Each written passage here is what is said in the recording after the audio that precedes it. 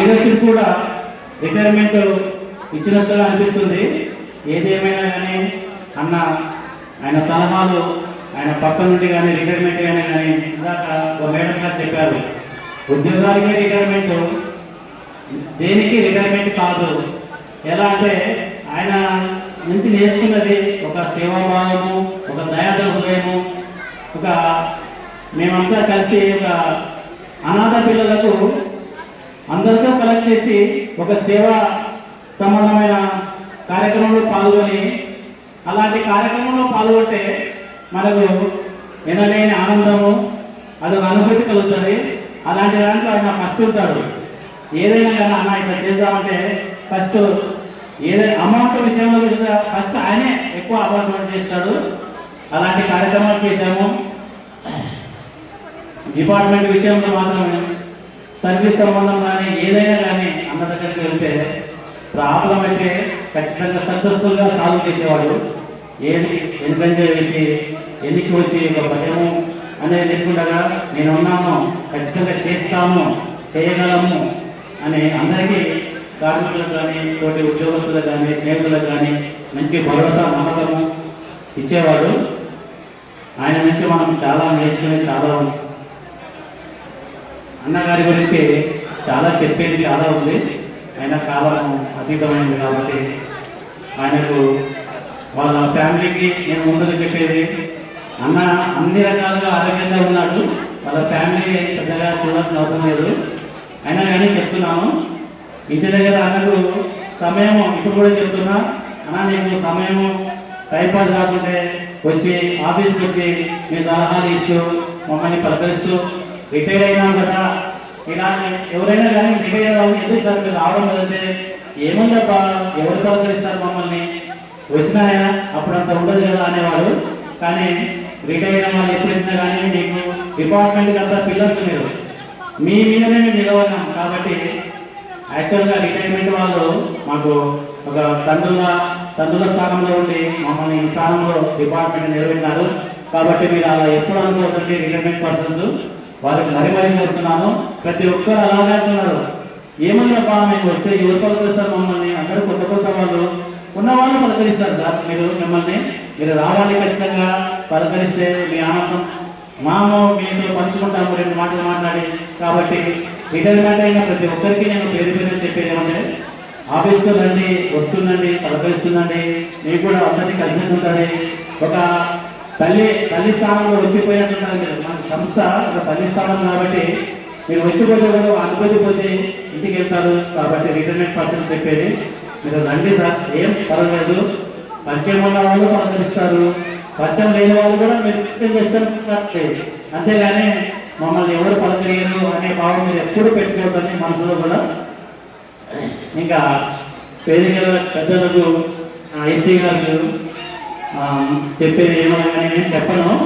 Sir చాలా స్ట్రిక్ట్గా follow అవుతారు. డిఈ గారు చేసేది పని చేశాను, ఒక 4 ఏళ్ళు సార్ కూడా చాలా సౌకర్యాలు పని ఏదన్నా కానీ చెప్పండి తప్ప చేస్తాము అని అంటారు. కాబట్టి అందరూ మనకు మంచిగా పెద్దలు డిపార్ట్మెంట్కి సంబంధం అందరూ మంచిగా పనిచేస్తూ మనము కూడా ఇప్పుడు నంద్యాల బయోవెరిఫికేషన్ అయింది. అందరిలో భయం ఏర్పడింది. భయం ఏర్పడకూడదు అది, ఎందుకంటే స్టాఫ్ తగ్గినారు, పని పెరిగింది. అలా ఎప్పుడు అనుకోదని మన పని మనం చేసుకుంటూ వెళ్తాం. పని అదంతా కదా అయిపోతుంది. అంతేగాని మన పని భారం పెరుగుతుంది అనే భావన మనసులో ఎప్పుడు తోడు చేసుకోకూడదు. మనం ఎప్పుడైనా కానీ ఆఫీస్కి వస్తే ఒక ఆఫీస్కి వెళ్తున్నామనే భయం లేకుండా ఒక పిక్నిక్ వెళ్తున్నాము అనే మైండ్ సెట్లో వచ్చినామంటే మనం ఆఫీస్లో ఉండే పని అదంతా కదా అయిపోతుంది. కాబట్టి ఈ కొత్త సర్కిల్లో ఏర్పడినందుకు ఎవరు అందరిలో అదొక ఆందోళనకరంగా ఉంది. అది ఏమి మనసులో పెట్టుకోవడానికి అన్ని పనులు అవుతాయి. ఎవరు ఉన్నా ఎవరు లేకపోయినా అన్ని పనులు అవుతాయి. కాబట్టి అదొకటి మీరు ఎవరు మనం ప్రస్తుతం పనిచేసే స్టాఫ్ అదొక భయాందోళనగా ఉంది. కాబట్టి మీరు అలాంటివి పెట్టుకోదండి. సమయము ఇంకా కాలాతీతమైంది, చాలా చెప్పేది ఉంది వాళ్ళ గురించి, తర్వాత అన్న గురించి, వాళ్ళ ఫ్యామిలీ గురించి. టోటల్గా ఏదేమైనా కానీ చేసే జీవితం అన్నకు ఆయురారోగ్యాలతో ఐశ్వర్యాలతో బంధుమిత్రులతో మనవరాలతో నూరేళ్ళు ఆయుష్ వేసుకొని మనందరి ఆశీర్వాదము ఉండాలని కోరుతున్నాను. ఈ అన్నగారి ఆ రిటైర్మెంట్ ఫంక్షన్ విచ్చేసిన అందరికీ పేరు పేరున ధన్యవాదాలు తెలుసుకుంటున్నాను. జై హింద్. థ్యాంక్ యూ రామమూర్తి గారు. ఇప్పటికే కాలాతీతమైంది, ఇప్పటికే 9 అయింది కాబట్టి ఎక్కువ సమయం తీసుకోకుండా స్టేజ్ పైన వ్యక్తులు మాట్లాడవలసిందిగా ముందుగా గారు 3+7 యూనియన్ లీడర్ వారు మాట్లాడవలసిందిగా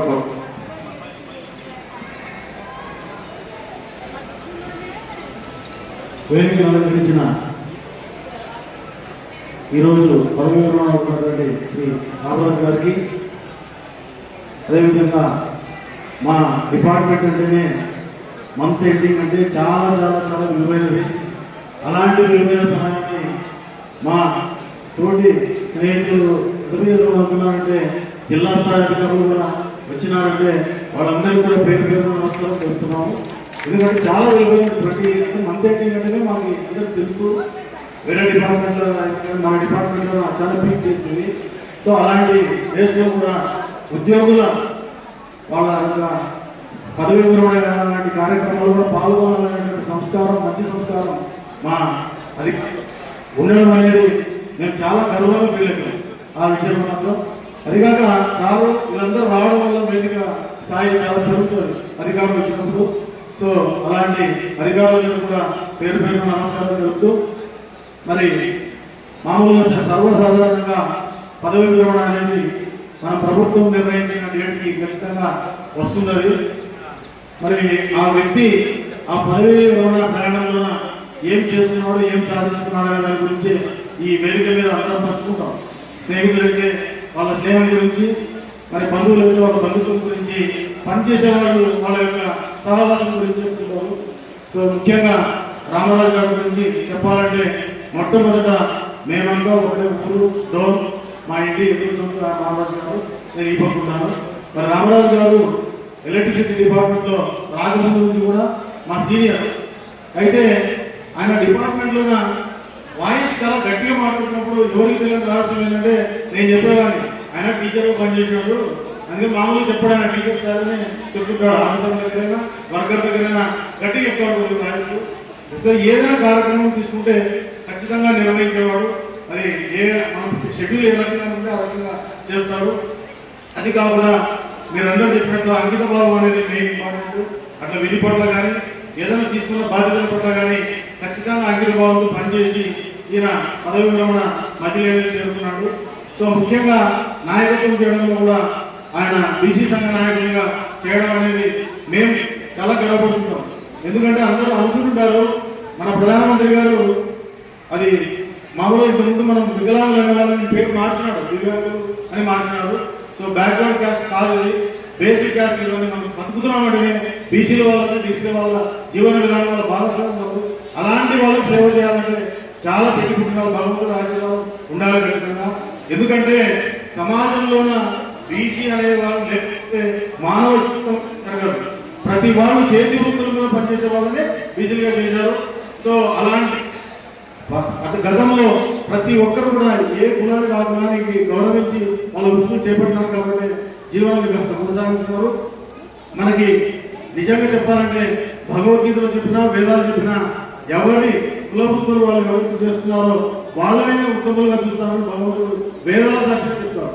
సో అలాంటి చేతి వృత్తుల నుంచి వచ్చిన వాళ్ళకి ఈరోజు సంఘం వాళ్ళు ఎదుర్కొన్నటువంటి అప్పుడు ఎదుర్కొన్నటువంటి వ్యక్తినేమి, మరి అంతకన్నా ఇంకా కింది స్థాయిలో ఉన్నటువంటి వాళ్ళైతేనేమి ఈరోజు మేమంతా కలిసి పనిచేస్తూ వాళ్ళ యొక్క హక్కులకి, వాళ్ళ యొక్క సంఘంలో వాళ్ళ గౌరవాలకి కృషి చేస్తున్నారంటే అలాంటి విషయంలో భగవంతుడు ఆయనకి అండగా నిలబడినాడు. కాబట్టి కరోనా టైంలో చాలా సివియర్ స్ట్రోక్ వచ్చింది ఆయనకి కరోనా టైంలో. సో అలాంటి దాంట్లో నుంచి కూడా బయటపడ్డాము. అసలు చాలా భయపడ్డాము. రామరాజు గారు బయటకు రావడం లేదని ఇంట్లోనే సిలిండర్ పెట్టుకుని మళ్ళీ అంటే ఈయన ఏదైతే ధర్మం ఆచరిస్తే ధర్మం మనల్ని కాపాడుతుంది, ఆ ధర్మం మనల్ని ఆరోగ్యం కాపాడుతుందని తెలుస్తూ అదేవిధంగా ఒక రకంగా ప్రమోషన్ వద్దనుకున్నాడు కొన్ని విషయాల్లో. మళ్ళీ ప్రమోషన్ తిరిగి రావడం, కర్నూలులో ఇవ్వడం, దానికి ఆ కారణం ప్రధానంగా ఉమాప్రసాద్ గారు ఇక్కడ ఆయన ప్రమోషన్ తీసుకోవడం కూడా ఇక్కడ కారు ఎవరిని ఎక్కడ ఉంచాలో